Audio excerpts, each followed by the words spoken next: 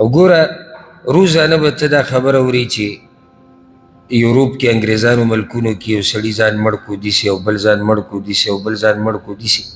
د هغې یو وجه دا ده چې عقیده نشتي، دین نشتي چې هغه پرې د ژوند تېر کړي. نو زه سوچ کوم چې دا کم سړی چې ځان ته مسلمان وي او د الله د دین نه لري او سهار ماښام په ګناهونو کې، چې د ده دا به څه ژوند وي. او راشي اکثر دا خلک تپوس کوي، په مخه دا تپوس دی ما ته د ټینشن بیماری ده او د ډپریشن بیماری ده او ما ته دغه دی او داسې دی او سکون نشته او راحته نشته. لویه وجه هغه په خپله زموږ چې کوم اورېدونکي دي لیدونکي دي هغوی تجربه کړه په دې یو څو ورځو کې. هغه وجه دا ده د الله د دین نه لرې کېده.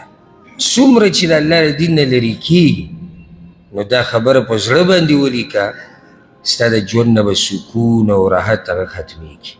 په ژوند کې سکون په پیسو سره نه راځي، که په پیسو سره راتله ډېره مزه به وه. اکثر خلک چې موږ پسې فریاد راوړي د دې چې سکون په ژوند کې نشتی، هغه پیسو والی.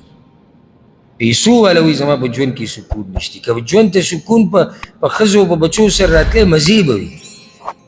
که ژوند سره سکون په ډېره مزدورۍ راتلی، پښتانه به ټول په سکون باندې، ټول سختې مزدوریانې کوي، ټول سهار ماښام منډې وهي، ښه نران دي، ښه ځان د رزق دپاره درک لګوي او دا نرتوب دی.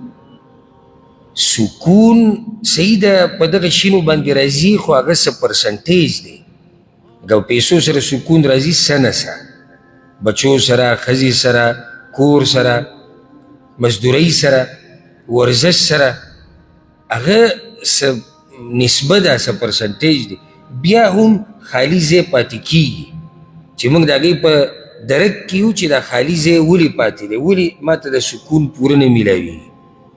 صرف زموږ دلته دا کېناسته، زما په دې کرسۍ باندې او دا خبرې شروع کول او ستاسو کېناسته او دا خبرې اورېدل، د تاسو نه تپوس کوم چې په دې لږ وخت کې څه سکون زړه ته میلاو شو که نه.